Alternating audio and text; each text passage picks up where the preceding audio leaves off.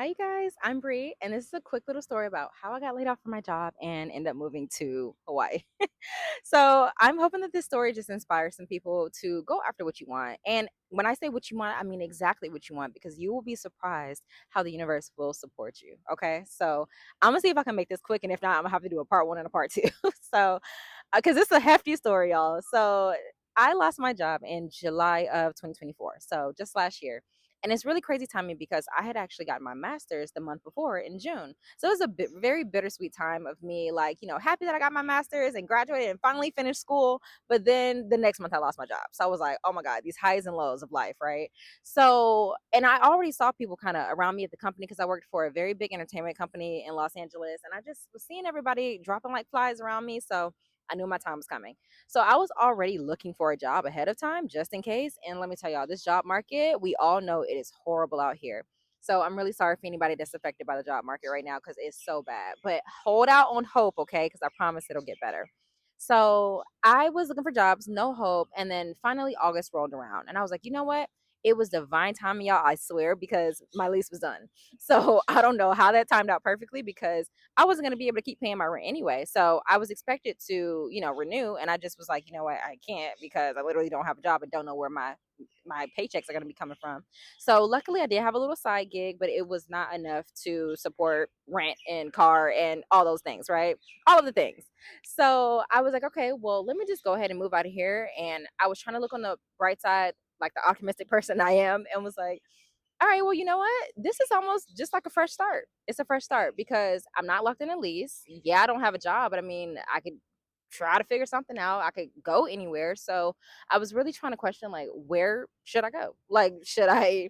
First off, I'm getting out of this apartment. So really, like, where should I go? Because I'm about to be homeless. So I thought about it and I called my aunt. She lived like 25 minutes away in California. And I asked her, like, hey, is it okay if I stay with you for a little bit? Because this, and this, right?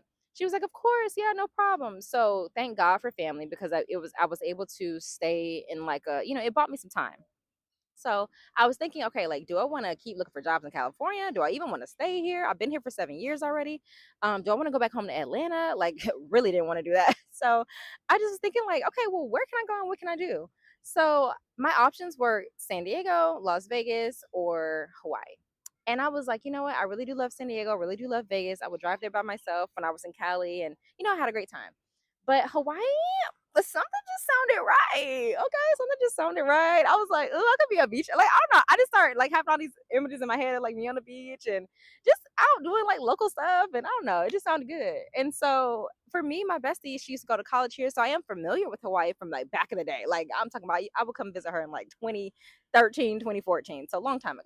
But I was like, you know what? Yes, that's it. That's the one. That's what we're gonna do. I don't care how I'm gonna make it happen, but I'm gonna make it happen. So I just started to, shift my focus. Instead of applying to jobs in Cali, I started to apply for jobs in Hawaii.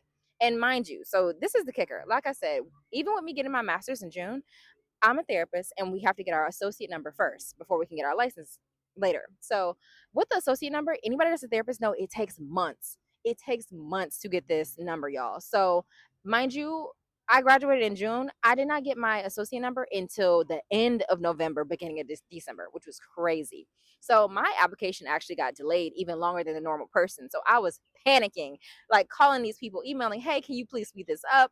Literally cannot work. You can't work in, as an associate without that number. Like I was just begging these people, is there anything we can do? I need a job. I need a job. So obviously all the way to November, they weren't able to do anything. So whatever. So by this time, y'all, from July to all the way up to November, I was not working, right? So I started to shift focus and applying to jobs in Hawaii.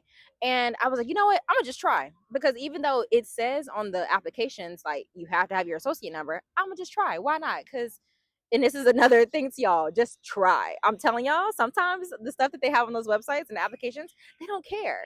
They just put it up there for like the legalities, I guess. I don't know, but just try it. Just try. So I tried and I was like, you know what? I'm gonna just apply and see what happens.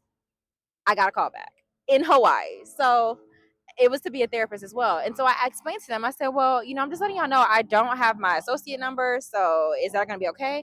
They were like, no, that's totally fine. It's a little different in Hawaii because we would just list you as a counselor. So it's okay. And I was like, okay. So I applied and did the interview and I got the job. So hang on for a part two.